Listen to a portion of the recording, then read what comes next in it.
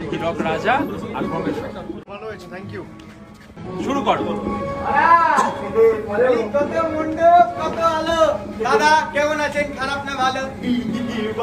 ভালো বলি তো। আমি ভেবেছিলাম মহারাজ একটু চণ্ডীপাঠ শুনবো, এখন ডিজে মিটতি।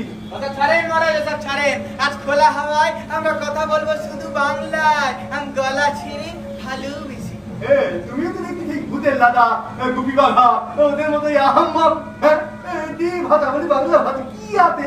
সেই ভাষা নাকি হবে সমাজ হয়।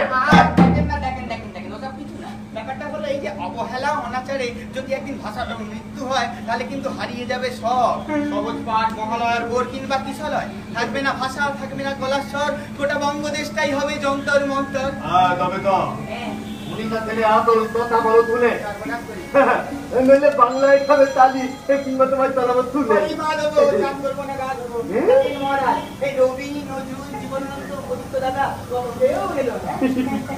ঘিরে পড়লো বঙ্গদেশের মাটির সুরে। বাঙালিগুলো তবুও মন সমেছে অন্য ভাষায়, অন্য কোথাও গিয়ে নিজের মাতৃভাষারই গতি দেখিয়ে।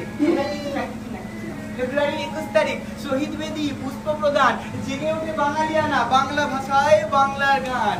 বাকি বছর বুদ্ধিজীবী লড়াই চলে আধুনিকতা। এক স্যান্ডেলে আমরা সবাই গন্ডি কাটি মাতৃভাষা। তার মানে আমি তাই বেঈমান? লোকে বলে হীরকের লাদা অন্তর্যামী, হীরকের লাদা ভগবান। ভগবান আমি সালমান খান। এই তোমাকে ব্যাপারটা হলো আপনি তো হারিয়ে গিয়েছিলেন সময়ের স্রোতে। আমরা সবাই চাই বাংলার আলোটা, মানে বাংলার টুনি বাল টুন যাচ্ছে সব ফিরে আসুক আপনার হাতে, আমাদের চালটা আমাদের ভূ ভারতে। সত্যি বলতো? তাহলে দোতলা তলি, তোলা তলায়, খোলা তলায়, এটা তো মানিক তলা। তোলা তলায়, খোলা গলায়। বাংলা ভাষাই হবে হীরক রাজ্যের পাত্র। গানে লেটাই আর টাটা বলায় তো এই জন্যই তো বলি মহারাজা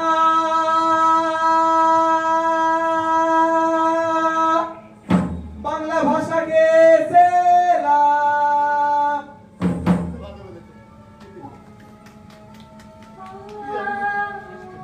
ভালো হয়েছে, থ্যাংক ইউ।